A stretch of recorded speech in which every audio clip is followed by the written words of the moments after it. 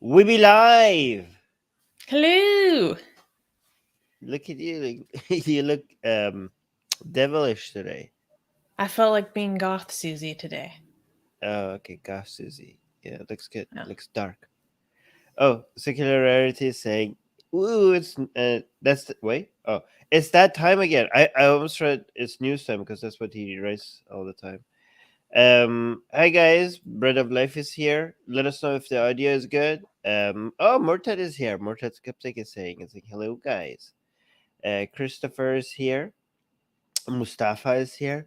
Okay, guys, so we're going to be talking about the news, about the news surrounding mostly atheism and religion. We have 10 news items where Susanna has prepared for us. So, uh, Susie, today the news is good, bad, like funny, ridiculous, tragic. Um, most of it is like not terrible. Oh, okay, good. Yeah. Well, you're going to be judged now. If now one of them is terrible, they're like, Susie, how dare you? This is horrible. Do Well, you have sometimes we no have heart? technically it's bad news, but it gives us the opportunity to point out how horrible religion is. So I kind of consider that good news in a way.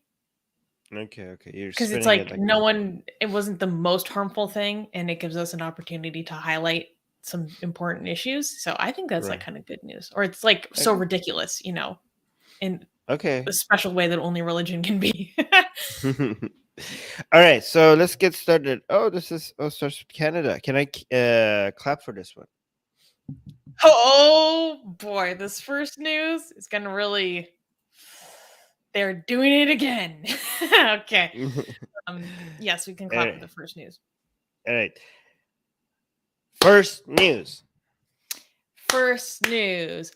Muslim outrage forces Canadian university to pull poster of lesbian hijabis. On May No. 17th, also known as the International Day Against Homophobia, Transphobia, and Biphobia, Western University posted a graphic featuring two women in hijab who appeared as if they were about to kiss. The university immediately faced backlash from Ontario's local Muslim community. Many Muslims condemned the poster, stating that the content was, quote, inappropriate and disrespectful because the hijab holds religious and spiritual connotations. The backlash forced the removal of the post from the university's social media pages after a petition against the imagery received over 2,000 signatures. A local Muslim leader, Imam Afata Tawakkal, stated, quote, while we appreciate that the intent is to promote inclusion, the poster is doing the opposite. Singling a Muslim religious symbol in that setting is inappropriate. Opio Olowa, Oloya, a diversity and an equity specialist for the university, said, quote, we believe this presents an opportunity for genuine, thoughtful discussion about how we can best support members of the queer Muslim community and from all faiths and backgrounds within the LS LGBTQ plus community. Nevertheless, they still took it down. What the hell? They bent a knee to homophobic views. This must be On okay, but literally on the day against homophobia. you submitted to homophobia on the day against homophobia. Do these people have no spine? Like Canada, cowards. You no cowards. offense. As a Canadian, no offense to you as a Canadian, Armin, but Canada has like a special ability to shrivel against like Islamic bullshit. But yeah, I thought so in everything except this. I thought this would be something that would be like, okay, maybe everything else, but here we draw the line. This is LGBT stuff and this is Canada, okay? This one we're not going to back off. But apparently they did back off. Holy crap, is the Islamic influence that high that you're even willing to give up on standing up for gay rights? You cowards, you pathetic cowards. Okay, so the diversity, equity, and inclusion officer said, in order to promote that discussion, we have removed the image from the post to not distract from these important conversations. Bull crap! Are you oh my fucking kidding god! me?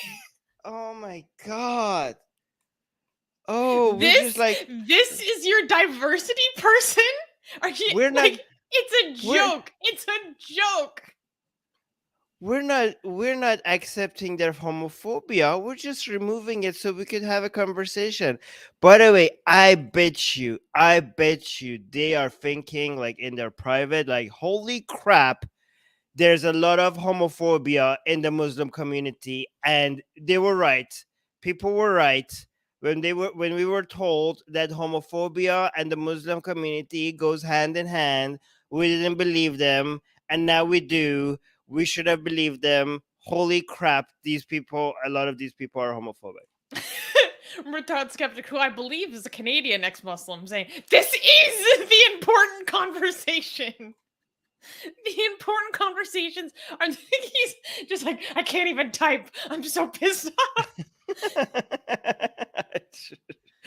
Oh my, yeah, by the way, somebody, Miss Artsy is saying this help exposes. Yeah, this does help expose them. Like, it's also good that on homophobia day we're saying that Islam is the problem. But seriously, god damn it. Like, It's so seriously, crazy. if this was anything else, they wouldn't like, if this was the backlash from was any other community, not only they wouldn't have back off, they would be proud of causing a backlash from that community. Imagine if the same demand was coming from conservatives. They would be like, are you serious? Do you think we're going to remove this because of you guys being upset? Of course, like, you guys are homophobic. We're not going to bend the knee to your goddamn homophobia. Be upset. But when it comes from the Muslim community, like, oh my God, no, did we upset you? Sorry. Sorry we upset you with our It's tolerance. so ridiculous. Oh my God. This is what's so stupid. So this imam said, while we appreciate the intent is to promote inclusion, the poster is doing the opposite. Singling a Muslim religious symbol in that setting is inappropriate. Yes, I how don't dare you? understand how it's singling, because in this poster, so you see in our thumbnail, you see there's like an interracial couple, there's a disabled couple, there was another lesbian couple, and then there's like the hijabis aren't even as physical as the other couples. They like are just very close to each other, looking like they're about to kiss. But because this is part of the problem with the hijab, is that it is such a much more explicit religious symbol than other religious symbols. Like it is so specific, because actually theoretically any of the other individuals in this poster could also be Muslim. They just don't wear it on their head. Any of these other figures in this, they're all Muslim. They're all Muslim. Or they're a Christian, or they're a Hindu, but it's just not No. I'm visible. deciding that every single one of these people is a Muslim. Okay, what are you gonna do? What are you gonna do now, huh? What are you gonna do? Remove them all? Well, technically, right. we are all born Muslims, anyways, so that is Yeah. actually correct. So yeah, Yeah. it just drives me crazy. But as a skeptic. Canadian, how does that make you feel, Armin? Well, I mean, I feel outraged regardless of being a Canadian or not. This is like bending a knee to homophobia by the people who seem to acting like they're fighting homophobia. Apparently, if it comes from the Muslim community, then that's acceptable homophobia. This is the message. You can't be homophobic unless you're a Muslim. Then your homophobia is acceptable. That's the message we're getting from these people who are pretending to be fighting homophobia. They're legitimizing certain brands of it. This is just also like a demonstration of when these like diversity, equity, and inclusion offices are just completely useless and a waste of money. Which is something I believe for like the majority of their purposes. in any given institution, but that's a different conversation. Yeah, I mean, I don't want to get picky right now because say anecdotal and blah blah blah because I don't want. I don't feel like it right now. But No, I know, of anecdote. course it's anecdotal. Oh yeah, okay. So I we have have. a lot of good reactions in the live chat to this. Forever Yeah. Stormy is saying they're literally protected by Western laws, and to still bend like this is unacceptable. How would the university administrators behave if they were in an actual Islamic nation? That's such a good point. Like this outraged group has no authority over them. And they still were like, "Oh, I'm sorry. Oh, I'm so sorry." Like, yeah, these are not people who are allies against homophobia in any way. This is not someone who stands with the LGBT community in any way, shape, or form. Stormy is so right. Imagine if they were in a country where we actually did have real restrictions on the freedom to love or have sex with who you want. This wouldn't be anyone. These wouldn't be people who stand up for you. These are just milquetoast like administrators. Yeah. They're just doing it because it's easy right now. They're like this. Yeah, that's such a great point. You know, these are not fighters for your rights. These are like They what don't care is. about you. They don't They care don't. about your cause. They're like what is society? What do like tell us the things that makes people clap for us? Okay, because if they On see the like day, the International Day Against Homophobia. yeah. It's insane. Yeah, you're right. Actually, that's such a good point. Like imagine like the smallest amount of resistance makes them, cower and retreat. And this Imagine is if you actually distracting from let me make important let me please, conversations. Susanna, I'm Sorry. making a point. Sorry. Imagine if like the activists that are actually risking their lives, okay? The activists that are like risking their safety, sacrificing their freedom for gay rights, for non-religious people's rights, for all other sorts of minority rights. These are the same people who look down upon them. But as soon as things gets a little bit difficult, they're not going to fight for any of your rights. These are just doing it because it's trendy, right? Like, forget speaking like speaking truth to power. Just the mildest pushback makes them like, we're sorry. So like you should as forget as a Canadian, as a gay person or a lesbian person or a bi person or as a trans person, those are the people who need to be offended right now. Those are the people who need to be attacking us. Where's Susie? Where's the LGBT community? Is there backlash from the LGBT community? Because if they thought like, oh, we made a mistake because the Muslim community is like upset with us or angry with us, I want the LGBT community to come back now at them right now 10 times more than what the Muslim. Where are they? LGBT activists right now need to show a response to this. Do we know if there has been any backlash from the LGBT community? Not that I'm aware of. Most of the backlash that I'm aware of is from more anti-woke type of groups. But forget those. This is your moment, LGBT community. Right? Yeah, where are you? Are you gonna just let like some anti-wokey, anti-SJW people pick up this fight? This is why they become relevant, because you're not doing it. This is your job right now. Tell this university. If this university had bent the knee to conservative groups, wouldn't you right now be outraged? So why are you not outraged? The Muslim community is a conservative community, so it's the same thing. If it was conservative Christians that they had submitted to, you wouldn't sit back. You would be like, what the hell? This is Canada. This is not Saudi goddamn Arabia. Like you're like, you can't do this here. Anyways, I'm sorry. Let's go to the live chat. No, I mean, this is all legitimate. I completely second everything you're saying. And Forever Stormy is also saying it's funny how the hijab becomes just a dress and then a symbol of Islam as per their convenience. This is also, Right. yeah, very true. Yeah, very well put.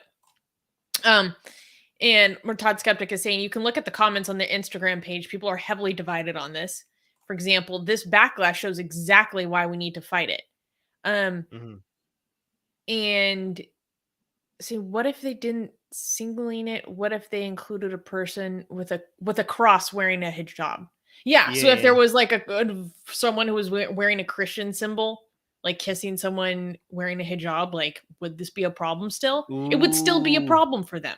It would still I be a know. problem for them. They're That's just what lying they're to you. using. They're They're lying. lying to you. They're like, we can't tell them we're homophobic. We're like, what do we say? God damn it, they're gonna find out that You're our singling community out is the Muslim community as Oh yeah, gay, which they're shows their they're. homophobia. Like, okay, Oh what my if we god. are? What if we are singly showing the the Muslim representation happens to be gay? Is that such a bad thing? Well, to them it is. Right. Um, Murtad Skeptic is also saying, imagine being a Muslim hijabi and finally seeing representation and a bold move by the university, finally showing they will support them too. But then they now singled that they aren't willing to fight. Yeah. Well, not finally. I might want to remind everybody that we have some juicy blasphemous art of hijabis doing a lot more than just kissing. And if you want, and it's very sexually explicit. So if you want to see our blasphemous art, which they're beautiful, link in the description. Our patrons have access to the 18 plus not safe for work version of all of them. So that's what you get as a patron. So link in the description. True, we have an aggressive amount of lesbian hijabi art. Yeah, that was like, and we got so much lesbian hijabi art that our patrons, so some of them asked, "Can we move on from lesbian hijabi art?" And I was like, "Damn, that that was my bias. That's why we have so much lesbian hijabi art." Anyways, And then yeah, so the university is basically saying homophobia is okay if it's your culture. yeah, exactly. That's their message. Yeah. And and also sarcastically saying we will fight against homophobia unless it actually exists, and we only like to preach to choirs and not make actual change. Yeah. You know what? You know what this shows? These same people, if they lived in a homophobic society, they would be homophobic themselves. You know what I mean? These are not like they would so easily if 50% and a half of people in the society were homophobic, that would be enough for them not to only not fight homophobia, but to also spread homophobia. They're like, these are the same people that would have been like, these are our cultural values. You know what I mean? This is the norm. This is tradition. They just in Canada, and apparently Canada is like anti-homophobia. Like, okay, homophobia bad. Oh no, backlash. Oh no, sorry. What do we do? Like, these are not the people who are gonna fight or do anything that could make them even a little bit uncomfortable, even when it comes to doing it for something as important as your rights. God damn it! I hate these people. I hate these people. This really Disgusting. goes to like what Yasmin Mohammed talks about with how like well-meaning liberals unintentionally empower like radical Islam. This is like her whole point. This is like her whole thesis, and here it is demonstrated yet again. Still, Yeah. See, like Mortad say, yeah, 51% of the society, 51% of the society was was homophobic. This university would be like International Day Against Homosexuality. That's the kind of people they are. Oh my god. when Deborah, you know Deborah, our former Islamist friend, she sent this to me. And I was like, wow. And this just blew my mind. I was like, we are definitely covering this. This is insane. Right. Anyways, but yeah, and also I'm glad that the live chat highlighted how big of a betrayal this would be to a lot of guys. There are a lot of hijabi gay people. Okay, there are a lot. Okay, and the Muslim community is just denying your existence. Okay, look at it. If you're a Muslim, if you are a hijabi lesbian, we as atheists are recognizing your existence. Okay, and you know, be you. Okay, but a lot of the Muslim community in Canada is just denying that you even exist. Okay, so there you go. Um. Anyways, can we clap for the next news? Yes. Next news. Oh, I need to put down my tea to clap. Next news. Hindu-Nationalist influence in Australia. Prime Minister wears symbol of Hindutva group. During an event hosted by the Vishwa Hindu Parishad, or VHP Australia, Australian Prime Minister Scott Morrison and opposition leader Anthony Albanese have been photographed wearing saffron scarves bearing the banyan tree symbol used by a militant right-wing Hindu nationalist group. Previously, Home Affairs Minister Christina Keneally wore the same scarf while attending a function hosted by the same organization. Australia's national elections are to be held at the end of May. It is speculated that these faux pas result from Australian politicians trying to pander to the rapidly growing Indian Australian population while seemingly unaware of the bigoted ideology behind the VHP. The VHP's Hindutva political ideology is based on the explicit desire to consolidate Hindu identity, quote unquote, protect Hindu Dharma, and combat conversion to Christianity and Islam, and the implicit desire to establish India as an ethnic Hindu nation state.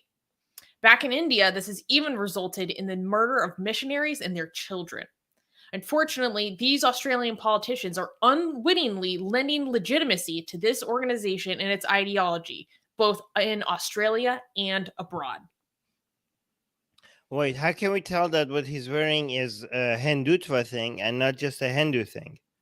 Well, unfortunately, you can't see it very well in this picture, but it is so the VHP has a very specific logo that looks like a banyan tree, and it was on these scarves.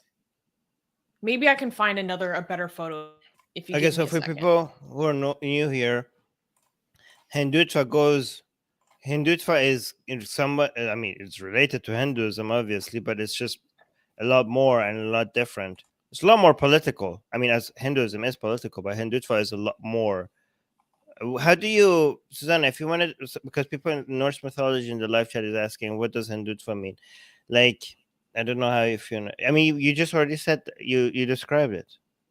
I mean, Yeah, and that was kind of like more specific to the VHP. So, Hindutva basically, the word itself basically translates to Hindu-ness. And so it's about building a political, consolidated, and organizing around a Hindu identity. Whereas previously, Hinduism hasn't necessarily been seen as this unified identity so much as a way of life.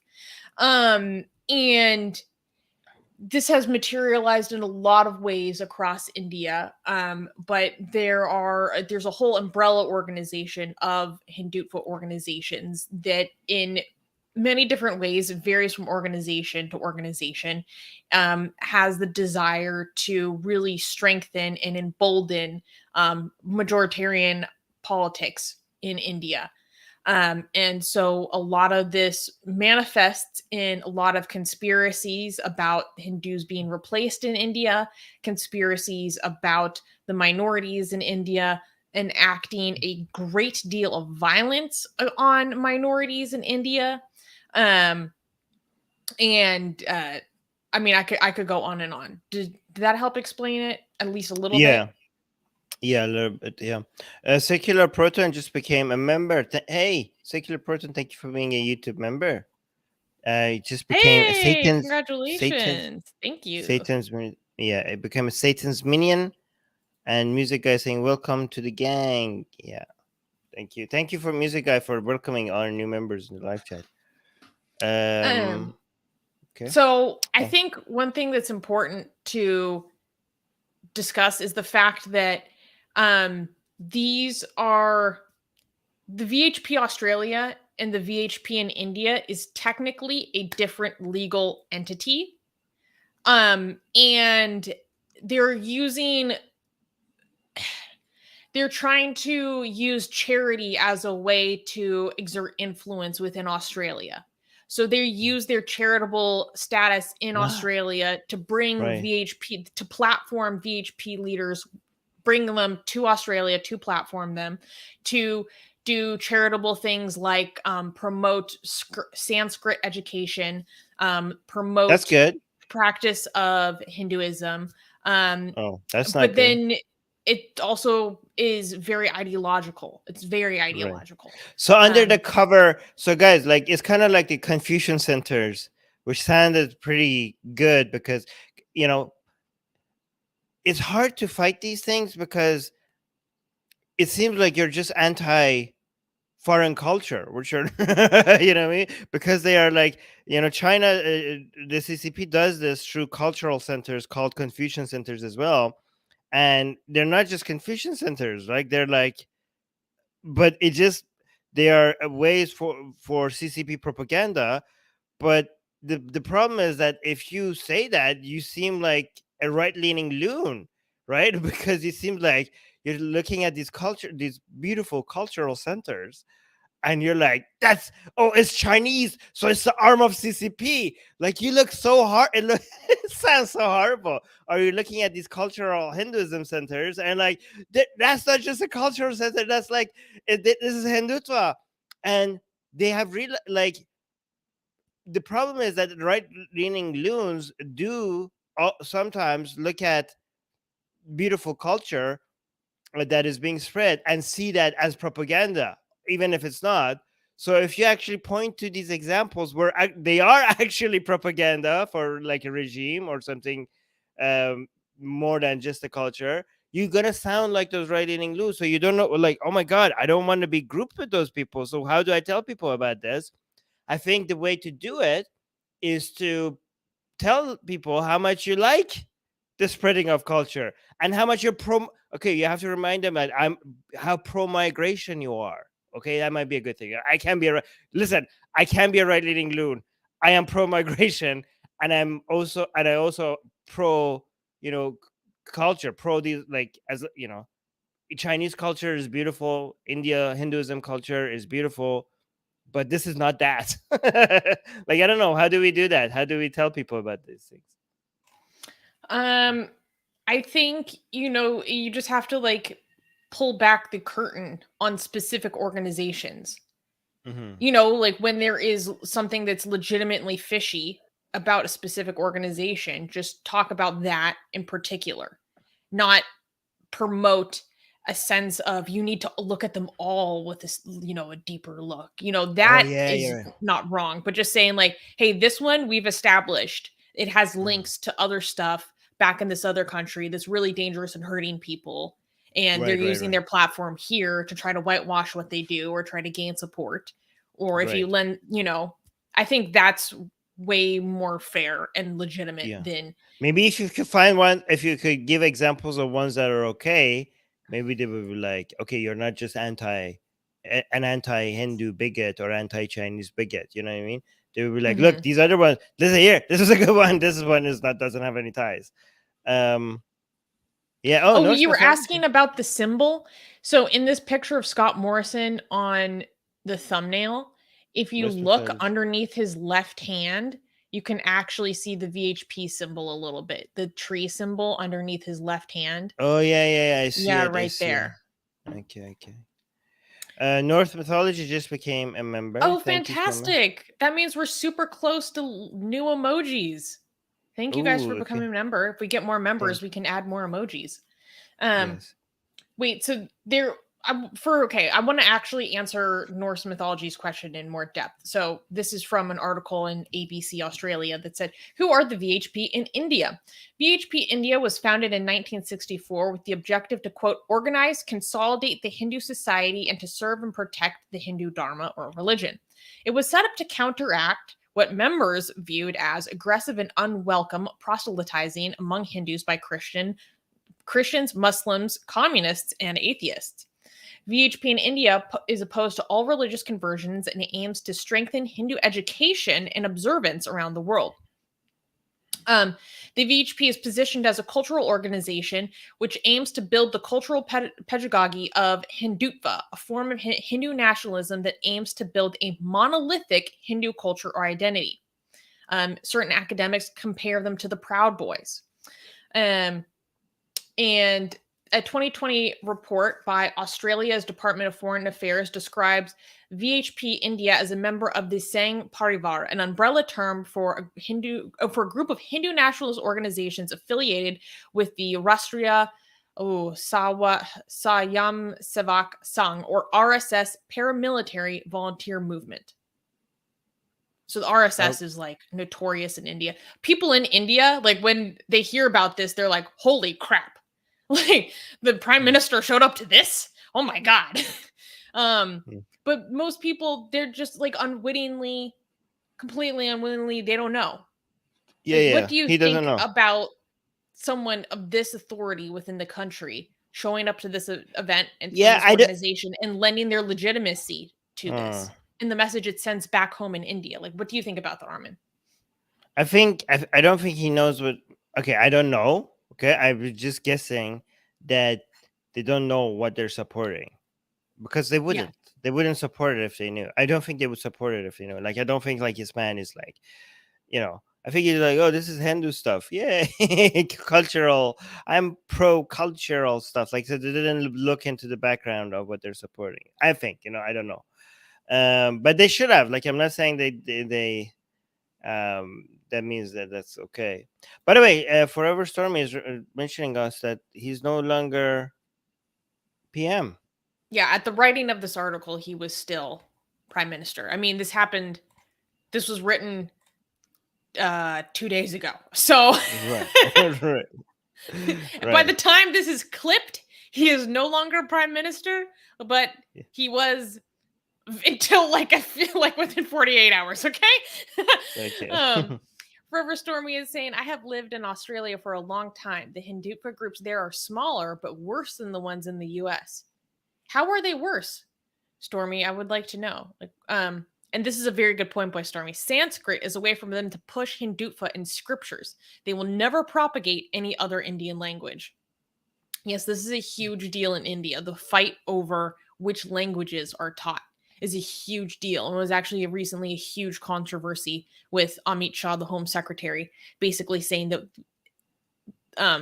the language of the country should be nationalized to Hindi, which is like a huge deal. Like wars have been fought over this kind of thing. Yeah. So it's a hot button issue. Did we say thank you to Norse mythology becoming a new member?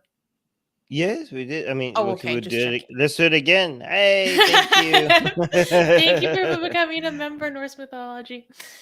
Yeah. All right, can we clap for the next news? Wait, this is really quick. Shakespeare is saying, this is not some just random citizen. How can a government body not know about this? I think it's because when you're a politician and you want to get votes from a minority community, you just have some advisor that says, oh, this group wants to talk to you. And they're like, sweet, want to get the Indians. They seem to like have legitimacy. Let's go with them. Like it's very it's not very well thought out. They're just trying to like tick off the boxes of the different constituents. Right. Unfortunately. I mean, the same way Rudy Giuliani goes and speaks for the MEK. Mike Pompeo went to go see the MEK in Albania recently. Oh yeah. Oh my god. Okay. So bad. That's way worse. That's a whole different story. That's way worse than this.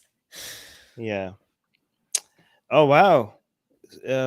Harsh is saying this channel is a fake channel funded by CARE. Is that CARE? I think you the Council of American Islamic Relations. For Islamic American Relations. Don't fall for it. Okay, well, if that's the case, when are they going to send me my check?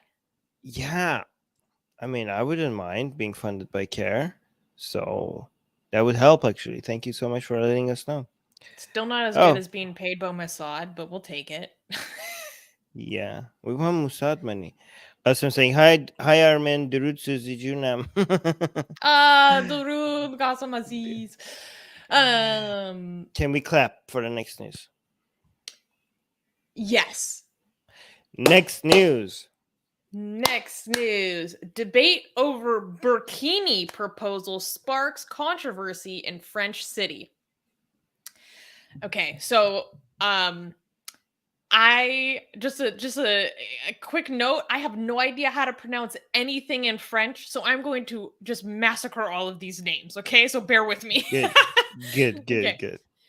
Recently, Grenoble, a city in the Alps region of southeastern France, has moved to allow the burkini, a women's swimwear that only leaves the face, hands, and feet uncovered in public swimming pools. In the weeks before the Grenoble Council voted to allow burkinis in public open air pools, the city's mayor Eric uh, Piolet was met by fierce resistance after tabling the motion. Piolet proposes to let people dress, quote, how they like at outdoor pools, including allowing women to be topless. Most of France's public pools have strict swimwear policies, such as requiring men to wear tight-fitting racing trunks instead of longer swim shorts. What? Yeah, they're not. I'll get into it later. Right-wing politicians in France believe that the burkini is a form of Islamism. Laurent Vauquez, head of the regional Auvergne-Rhône Alps region, threatened to pull funding from the town by stating not a cent of regional money will finance your submission to Islamism. Are you serious? Mayor Pioli maintains that this is merely a quote-unquote feminist choice to let people swim however they feel most comfortable. What the hell is wrong with people? I mean, okay, who's this harming? I mean, other than the person wearing the burkini. Like, between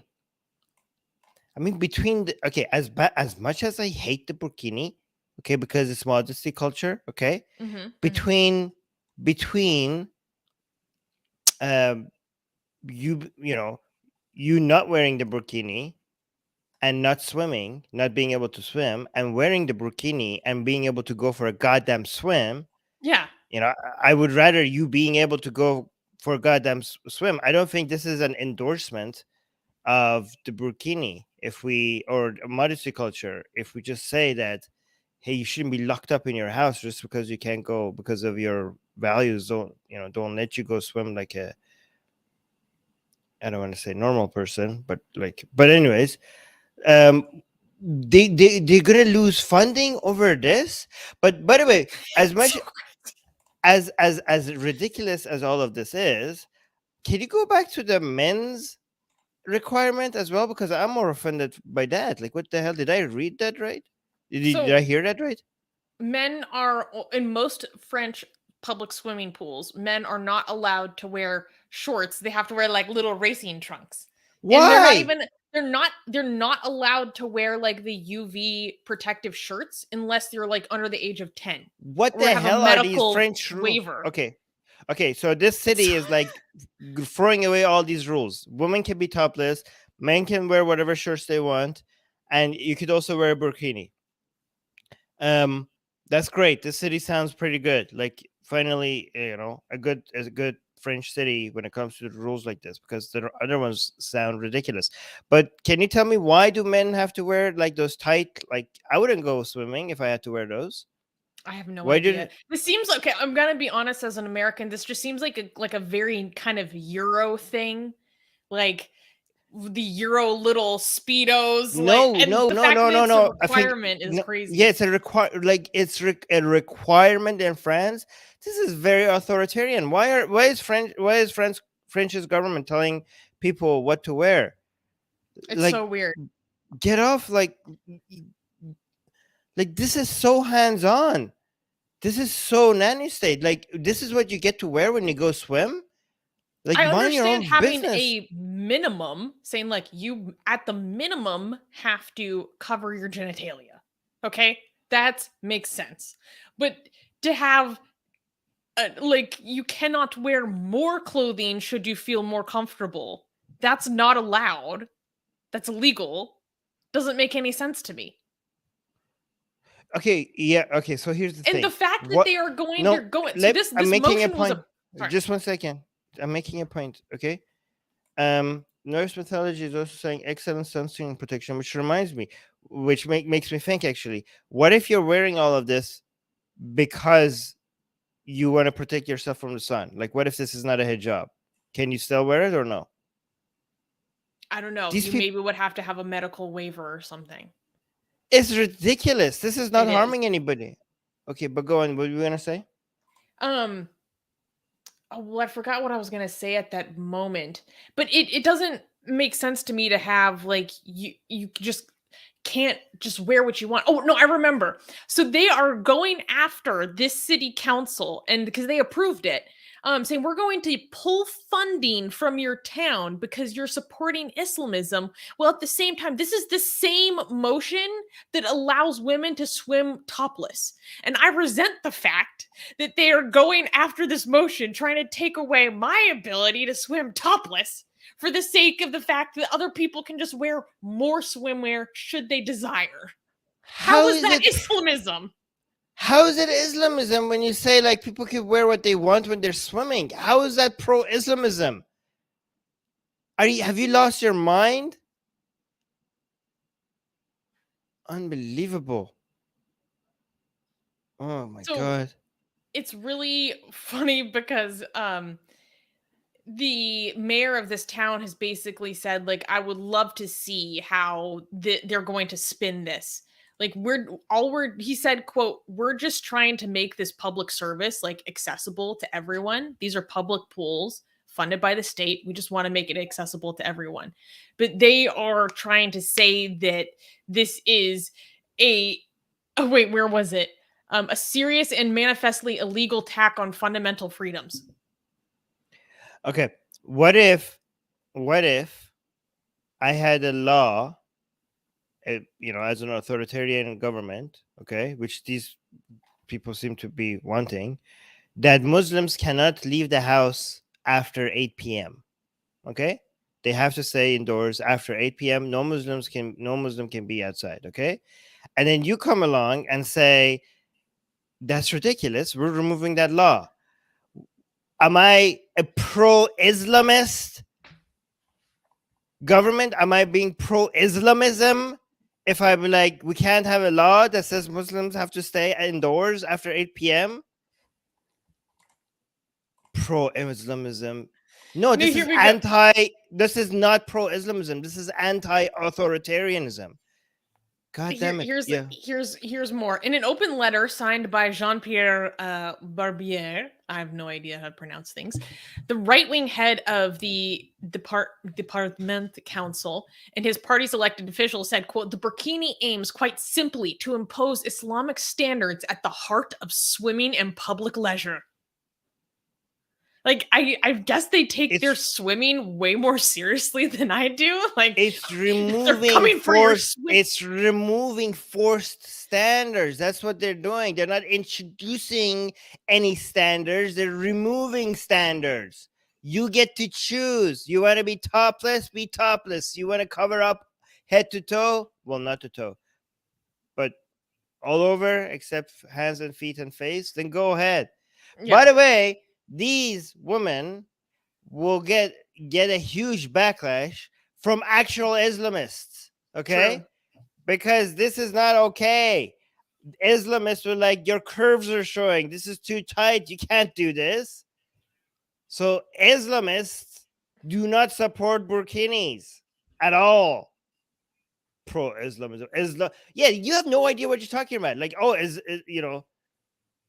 pro-Islamism. If you actually knew what you were talking about, you would know that these women actually get a major backlash for wearing a outfit that shows their body curves. So it's just so tight; it just sticks to everything. So yeah, this is not Yeah. acceptable.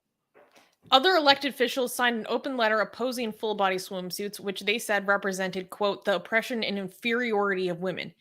Christophe Fiare, the left wing former Socialist Party head of the region, opposed the plans and said that the city mayor was on an incomprehensible one man crusade. The mayor Wow. sounds the most like level-headed person here. He's like, I think that people should be allowed to wear what they want to be able to access a public utility, including women can even be topless.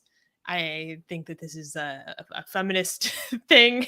And because people should be allowed to wear what they want, it also means allowing people to wear more clothing. But the fact that they're going to shoot down the possibility of people being more exposed for the sake of the fact that there will be people less exposed is intolerable to them. That it doesn't make sense to me. I'm like, you're shooting down something that I think you would approve of. On the other hand, um, something I don't remember is saying, seriously, I don't get what this controversy is all about. Seems like people just want anything to bash and have fun. Yeah. um, By the way, maybe something I don't remember is a username, so people who are listening to the podcast version of this might be confused, like, what the hell? Okay, so just wanted to clarify that. And this is a hilarious comment from Murtad Skeptic saying, France in the future, you must cover every part of your body that isn't your aura and then must leave your aura exposed to fight Islamism. And then Hussein responded and said, women would only cover their hands, their face, hands, and feet. this is the true way to fight Islam. That's good. Oh my god, that would look so bizarre. I know. The mental image is hilarious. Wait, somebody should do an artistic piece of that. Women just swimming with their face covered, their hands covered, and their feet covered. That was so bizarre. Yeah. Okay. Cool. This is okay. No, it's one of the center-right party leaders said that the city had, quote, broken with secularism and the values of republic and engaged in a form of separatism. He said that the city mayor was doing deals with political Islam to buy votes. It's not separatism. You're doing, first of all, it is what they're doing is actual secularism because they're minding their own business. Secularism means the government minds its own business and doesn't tell people what to wear based on their religion. Okay, you being involved in that, you're the anti-secular ones. But separatism, how is that? You are promoting separation because you're making women who wouldn't be out unless if you forced them not to wear the hijab, they wouldn't be in the swimming pool. So by allowing people to wear whatever they want, they're actually being involved with the rest of society. This is like allowing that is against separation, not for separation. Okay, I don't think these people actually just because care. this is the problem with, like, they're taking laïcité like to the extreme, because just because you are using a public utility, you're not like a representative of the government doing your job while wearing a religious symbol. That's what laïcité is like supposed to be centered around. You just happen to be using a public utility, and this would benefit all sorts of people. Like, maybe I'm not even a Muslim. Maybe I don't want to wear a burkini, but what I'm required to wear is not what I'm comfortable with because I don't like to show that part of my body, or maybe I have an injury in a certain area that I want to cover. And now this new rule allows me to just wear something a little bit more so I don't attract attention to the part of my body I'm insecure about, and now I get to swim how I like. Like, this would benefit tons of people besides just Muslim women. Right. Very good way of putting it, actually. Okay, should we move on? Sure. Can we clap for the next news? Yes. Yeah. All right, next news. Next news. Leaked data reveals Uyghur region in China has the world's highest prison rate. Recently, the Associated Press, or AP, acquired more than 10,000 names of Muslim minority Uyghurs from the Kona Shahar County who were imprisoned due to China's quote-unquote war on terror. The leaked data reveals that nearly 1 in 25 Uyghurs in that county received prison sentences based on quote-unquote I'm going to use a coded word, terrorism-related charges, achieving the highest incarceration rate in the world. Kona Shahar is only one of several counties in southern Xinjiang that form the Uyghur bosom of China, with more than 267,000 Uyghurs. This list exposes how China depends on the quote-unquote war on terror ruse to keep more than 1 million Uyghurs suppressed in long-term imprisonment or internment camps. By interviewing 8 Uyghurs who recognized 194 of those named, the Associated Press verified the authenticity of the evidence. The list revealed that the prison terms handed out to those convicted were between 2 to 25 years, with an average of a 9-year sentence. Some charges even include vague offenses like, quote unquote, picking quarrels and provoking trouble. The spokesman for Xinjiang, Elijan Anayat, denied these statistics and stated, "We would never specifically target specific regions, ethnic groups, or religions, much less the Uyghurs." So I wanted to talk about this news because it's actually been a while since we've talked about anything regarding the Uyghur Muslim genocide in China. And this was a huge investigative journalistic piece that came out on the Associated Press recently. So I thought it was important that we cover it. I can't believe there are still tankies who deny all of this, by the way. The evidence is so overwhelming. But I still run into people who are like, no, this is all fake news, nothing to see here. Anyways, what do you think if like it drives me crazy because think about like the Japanese internment of Japanese Americans that happened during World War II. If that was ongoing within their own country, because so many tankies are American, like would they deny that too? No, if it was politically convenient for them? It drives me crazy. Yeah. So I want to wait. There was one part. So one thing that I think is important to talk about is how a lot of these charges, because they say, oh, well, these are all, terrorism related charges.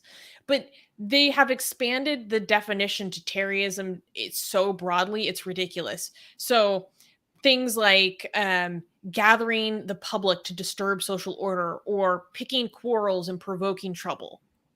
People get sent to prison for this. There was also, let me look up this one quick piece of this. So this is from the Associated Press. The handful which have leaked show that the people are being charged with quote unquote terrorism for acts such as warning colleagues against watching adult content and swearing or praying in prison. They're charged with terrorism for warning their colleagues against watching PORN, adult content, and swearing or praying while in prison. This is how broad the definition is against these Uyghurs. Wait. I thought the CCP would be all for telling people not to watch PORN. I don't. Wait, can you explain to me why would that? Theoretically, maybe, but if it's from an Islamic justification, then no. Oh wow! So So CCP is like you don't get to be conservative. Only we get to be conservative. You're like, what? Oh my. Okay. I don't understand. Like they should get along over this. I thought like hey, we're also conservative. We also are anti-PORN. But no. Okay, sure. Wow. Like not only like we don't accept it when it comes from you. In fact, we're gonna charge you from for being a again terrorist. For people who don't know, we say that because you to be sensitive about the actual word for some reason. Weird. There's another one. In the most egregious cases, camp detainees were forced to confess their crimes in group sham trials and transferred to prisons with no independent lawyers to defend them. They're also, over the past 8 years, experts say Chinese authorities have expanded the definition of extremism to include displays of religion, such as growing a long beard or wearing the veil. So simply having a long beard or wearing the hijab is classified as extremism by the government.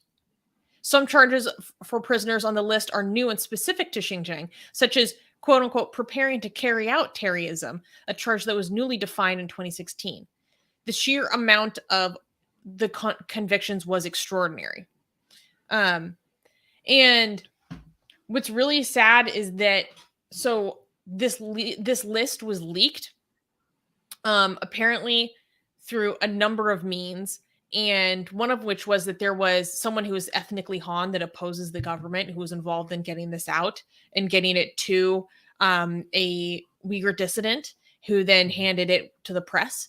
And then they worked with other Uyghurs that they had as sources to go over this list and help authenticate some of it.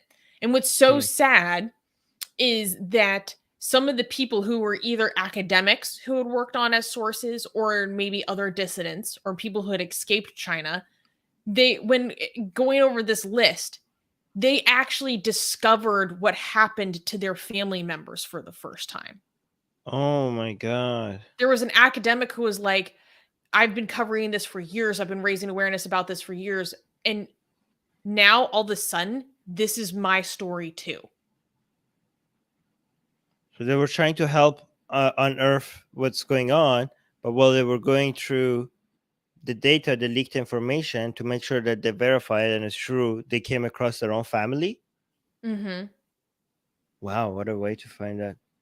What a way to find that. It's horrific. By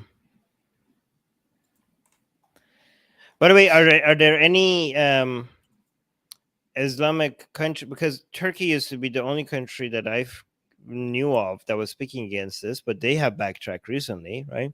Mm-hmm. They're not doing that anymore as much. Is there any Islamic country left that its politicians are calling this out? Country? Not that I'm aware of. I know of like individual Dawa guys who were involved in this, but as an Islamic nation, yeah, off the top of my head, yeah, I can't. I know there are Muslims who bring attention to this. Okay, doesn't okay, but relatively to other okay, never. I don't want to say that. But are there any governments, from any Islamic countries that are bringing attention to this or condemning it? A single one, is there? The strongest allies are all from the demonic West. So ironic. Yeah. Okay. Well, there you go. Oh, one thing we want to leave read in the live chat. Asian American. American is saying, hi, unfortunately, many Chinese believe that this is a necessary evil to combat terrorism. What do you think about that, Armin? I can't blame them, because it's living in China, you get exposed to. I mean, I still can, I guess. I don't know. I just don't want to blame that many people at the same time, because they're exposed to some level of brainwashing that the rest of us are not even familiar with, like True. the bubble. Yeah. Okay. I think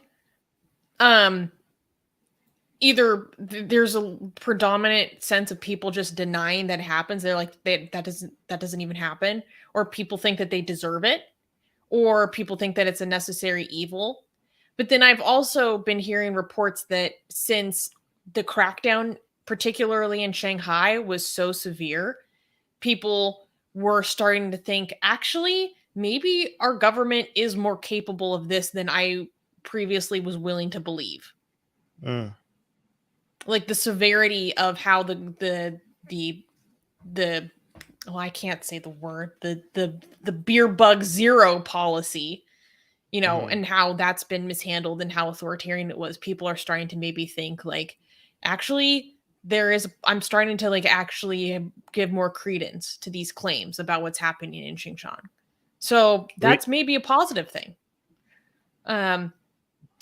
Well, I don't. Hussein is saying you'd Wait, find them wait, hold on 1 second.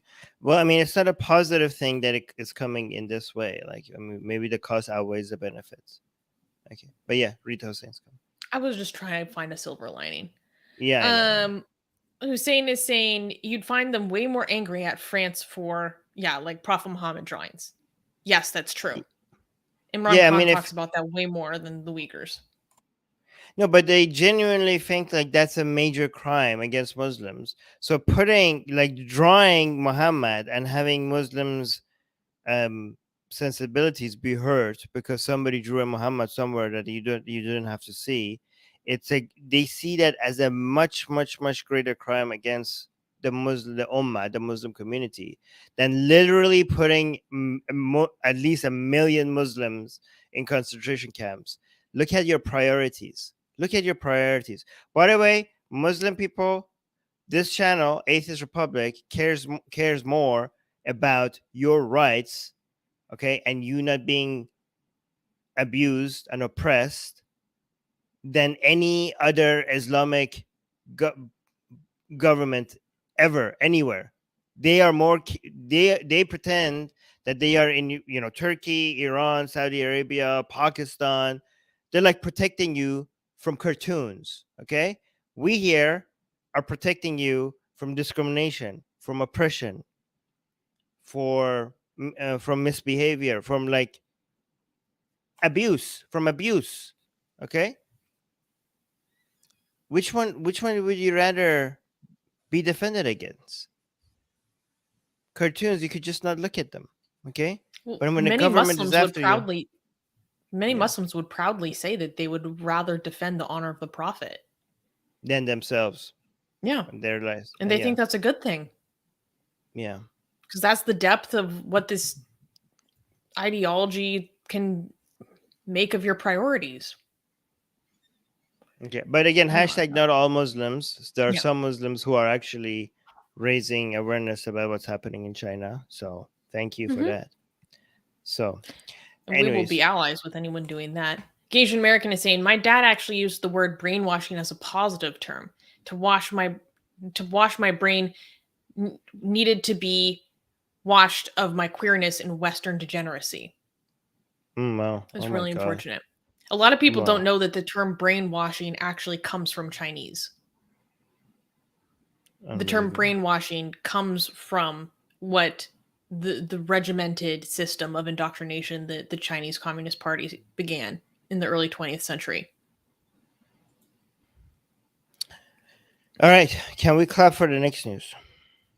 Oh, one more thing. I know that this wasn't a very fun news, but it is important for us to talk about. And this is more credence, more information that you now have, that you are now armed with to inform other people about this, especially those who try to deny the reality or gravity of this. Mhm. And it's been a while since we talked about it. So I wanted to make sure that we highlight this again because this is still ongoing and it still deserves attention. Thank you for that, Susie. Okay, can we clap for the next news? Um, no, this isn't good. Okay, and next news. Next news, mob sets mosque on fire in Madhya Pradesh, India. On May 16th, a violent mob set ablaze a mosque in Madhya Pradesh, India. The mosque was located in a predominantly Muslim neighborhood. Rioters threw stones at Muslim homes and assaulted Muslim citizens. The riots reportedly started after a Hanuman, who is a Hindu monkey god, idol, was installed in the area next to a Muslim holy site. Suraj Kumar Verm, superintendent of police, stated, "We are looking at the CCTV footage to identify the miscreants who desecrated the mosque. A total of 4 FIRs or police reports were registered after the attack." Wait, what was the problem? There was a Hanuman statue next to the mosque? So there isn't a ton of information about this out there in English, but so there was a Hanuman statue that was put next to a I think it's called like a da, darga. No, I pronounced that wrong. Dagar. It's like some sort of shrine, some sort of Muslim shrine, and they were putting a Hanuman statue there. And the way I interpreted the news that I was reading about this was that it seemed like an incitement, basically. It kind of reminded me of how in Bangladesh, in the last fall, we saw people planting blasphemy in in Muslim areas to then incite violence against the Hindus. It seemed like an incitement to riot by intentionally going to put this Hindu thing in the Muslim holy site. And then subsequently there was, scuffles or violence between these two communities. And while this happened, stones were thrown at the mosque. There was people who were assaulted. There was at least one young man who had to be taken to the hospital in urgent care. And the mosque was even set on fire. Wait, so you have to be now careful not to have a statue next to you? That seems like ridiculous. Like, you have to, like, you better make sure if you have a mosque, there's not a single statue right next to your mosque, like, or else your mosque could go on fire. You're not understanding. It's like, sorry, I was looking for Hanuman. That's why they were specifically looking. This idol was like planted next to this shrine on purpose to cause problems, under the pretext of like creating a communal situation. And then but it evolved into a communal situation. How would that create the conflict? That's what I'm trying to figure out. Like, well, what do you mean? Installing an idol at a Muslim shrine is not going to go over well. Muslim mosque? No, it's a specific thing called like a DAGARH. I'm not sure how to pronounce it, but it's kind of like a shrine. That sounds like like, okay. You can't do that, by the way. So exactly. You can't do that. So they're like, you can't go bring your idols here into our holy area. And then it evolved into a big kerfuffle. And in that kerfuffle, there were wait. You're saying that? Oh, okay. Wait. So the Muslims in this story specifically, they were trying to be like the Hindus did this, but they did them themselves to act like the Hindus did them, so to get Muslims offended. So this is like some 3D level. Okay, so no. This is what I understood. Okay, so did some Muslims put a Hanuman statue next to their Islamic stuff to make Muslims angry that look what the Hindus are doing, because they're bringing because why would a Hindu get upset that there's a Hanuman statue next to an Islamic? You're not understanding me from the beginning. Okay, it's a Muslim shrine. That's what I am pointing. This should be something that gets Muslims offended, not Hindus offended. Oh my God. Okay, well, regardless of whether the shrine itself is shirky or not, it was Hindus that brought the idol into this Muslim dargah or whatever you call it. Yeah. And that's what caused it. So it was not Muslims planting it. It was Hindus planting it. And then Muslims got upset, and then there was a war. Yes. There was okay, so that's exactly what I'm saying, because this is something that would get Muslims upset, not the Hindus, okay? Because this is shirky based on Islamic standards. Anyways, it doesn't matter. Yeah, no, but you were saying it was the Muslims that were planting it. I thought there was some 3D level chess being played here, right? By some people, by Muslims, to start making other Muslims upset, thinking that the Hindus did it, and then that started the fight. I thought that was the story. I misunderstood the story. Okay, fine. But here's a Hanuman. Oh, wait. For people who don't know, it's a monkey god. Look at this. It's so cute. By the way, people make fun of Hanuman for thinking like, oh my God, they worship a monkey god. That's so ridiculous. But honestly, it's not more ridiculous than other things that people worship. Look at it. It's actually cute. Isn't it cute? Isn't Hanuman kind of cute? He is pretty cool. And his story there's a lot about his story that's pretty cool. Okay. And he's kind of like he's kind of like Wu Kang. Isn't he kind of maybe mythologically a precursor to, I think his name was Wu Kang, the Chinese mischievous monkey guy, who I love the story of Wu Kang. Anyways, So we had some questions. Something the user named something I don't remember is saying, which city is this? I live in Madhya Pradesh and I still don't even know about this. This happened in Nimuch city. And he's also saying it's surprising because dargahs. See, this is how you spell the thing that I was talking about. It's surprising because dargahs are much more liberal than mosques, as they have visitors from all religions, much like a Hindu temple. That's interesting. This whole dargah concept is not something I'm as familiar with. Yeah, and so exactly how it's treated and exactly what is respectful according to the community for these sites is something that I need to understand a little bit better. Forever Stormy and saying there is an intentional effort to install Hindu idols in mosques with the ultimate aim of bringing them down by claiming that the mosque was built on top of some ancient temple. Oh, okay, Yes, that makes more sense. this is what's happening all over again. So there's a larger story of Armin. So you know what happened with the Barbary. This is what happened with the Barbary Mosque, right? You know this, right? Oh, the main one, the one that is the mosque is built on top of the Rama's birthplace. Exactly. Yeah. So that is like that whole controversy is in many ways still like an open wound in the Indian like collective psyche. And there are instances of people doing this all over again now. So there's been a lot of efforts to discredit the Muslim origins of the Taj Mahal currently. There's another really big Islamic site in India that is they're trying to take to the court to like prove that it's actually Hindu and then take it back and take it away from the Muslim community. I've been thinking about covering that, but this is something that requires like a lot of detailed understanding. So I need to like become a lot more knowledgeable before I like bring it to our audience.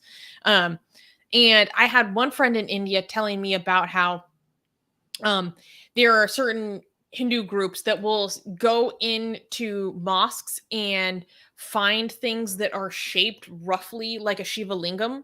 So basically, just like a half domed kind of pole, and then claim that this is a Shiva lingam, and then they have the right to worship in there, and then try to co-opt the mosque as a Hindu temple by doing so.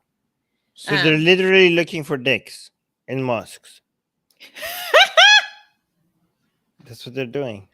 Yeah, when you put it like that, so there'll be like a fountain that has, like a rounded tip. And they're like, oh, it's a Shiva lingam. Like, this is ours now. By the way, that's for a people who very don't know, overgeneralized way of putting it, but for people who don't know, Shiva Lingam is Shiva's dick. So you're it telling me almost burned Hindus? the whole world. Yes, you're telling me some Hindus in India are going to mosques and looking for Shiva's dick as a way to claim that this entire mosque is ours. Hell yeah. Okay. Sounds kind of gay. No, I love it. Okay. But yeah, so this is a broader issue that I think we do need to cover at some point. I just need to become a bit more knowledgeable about it. There was something else that I want to say. And Forever Wait. Stormy is saying Wait. secular rarity is saying, I mean, that's one way to spend an evening. That's funny. Okay. So as an example of this, a friend of mine recently sent me a video of how in the 90s there was a traffic barrier in San Francisco that was moved into the park, and it's like made of granite and it's like a half dome that goes down. It's like a little pillar. And because it looks vaguely like a Shiva lingam, it became a world site for Hindus to go observe. And then they wanted to co-opt the public park as a temple because there is a traffic barrier that looks like a Shiva lingam.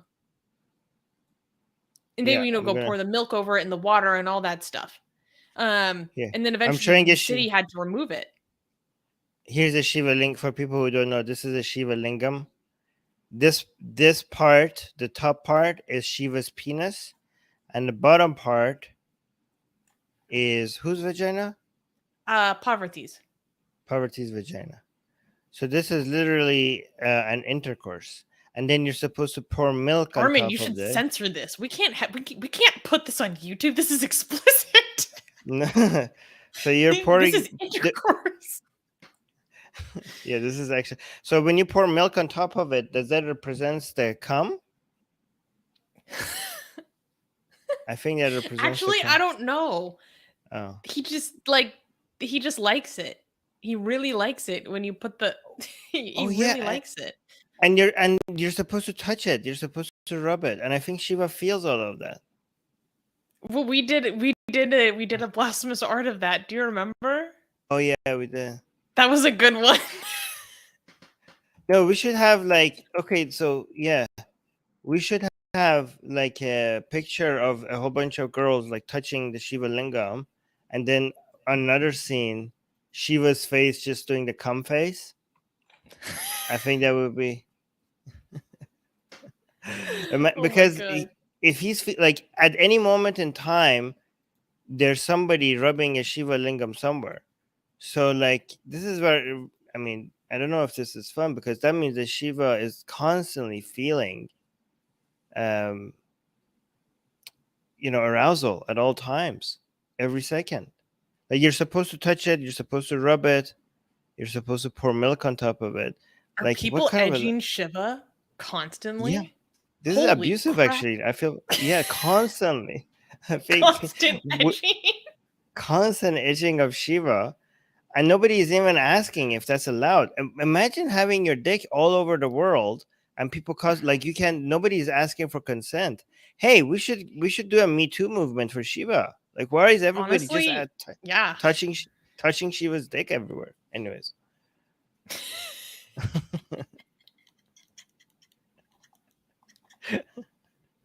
okay. Well, this news took a real turn. okay. Wait. Another thing, the Taj Mahal thing. Did you know that a lot of people are removing the Taj Mahal from the tourism advertising from India because they're like a lot of Hindus don't like the fact that the most iconic uh, um, building, piece of architecture in India is an Islamic one. So this is like a lot of people are butthurt. Like when you look for India tourism, the first thing that shows up is the Taj Mahal, which is Islamic. And Hindus are like, why has this mosque become the symbol of a goddamn Hindu country? They're like really butthurt over that. So they're trying to fix that. Well, you know what's a shame is that when I have seen videos of foreigners go, I can't remember the name, but this one super iconic temple, I think it was in the south of India. And this was a girl, she was like a white girl that converted to Hinduism, and she was so passionate about going to go visit this major historical Hindu site. And when she went, she started crying because they said, "You can't come in here, you're a foreigner." Like they were What? they were patently upfront, unabashedly racist to her when she actually is a Hindu. She's just white. Like, so there are people who do want to go see those things. And then when they do, they're like, no, you can't. We're racist. You're not. Yeah. Oh my You're God. not actual. You're not actual Hindu. Oh, what is this? Because I can't pronounce this right, but Melecha, meaning she's not pure. Mm-hmm. Sounds like pure blood from Harry Potter. You're a muggle. You're not pure blood. Okay. Can we clap for the next news? We don't like this, but yeah, we can clap.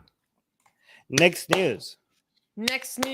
Hindu-Nationalists intimidate Indian atheist conference. Members of the atheist organization Shahid Bhagat Singh Vichar Manch received threats from Hindu nationalists who objected to their 7th annual conference being held at the same time as Ram Navami. And I know I'm not pronouncing that right. A holiday that celebrates the birthday of Hindu god Rama. As tickets went on sale, members of the organization started to receive even more threats. Despite the conference selling out exceptionally fast after a 2-year pandemic postponement, the number of threats was so overwhelming that the conference had to be postponed. When the meeting finally occurred on April 24th, many of the seats sold were empty out of fear. The conference date had to be changed partially due to concerns from local law enforcement. A member of the organization, Nitin Hande, stated, quote, police denied the permission to host the event on April 10th, stating that they had pressure from many right-wing fringe groups.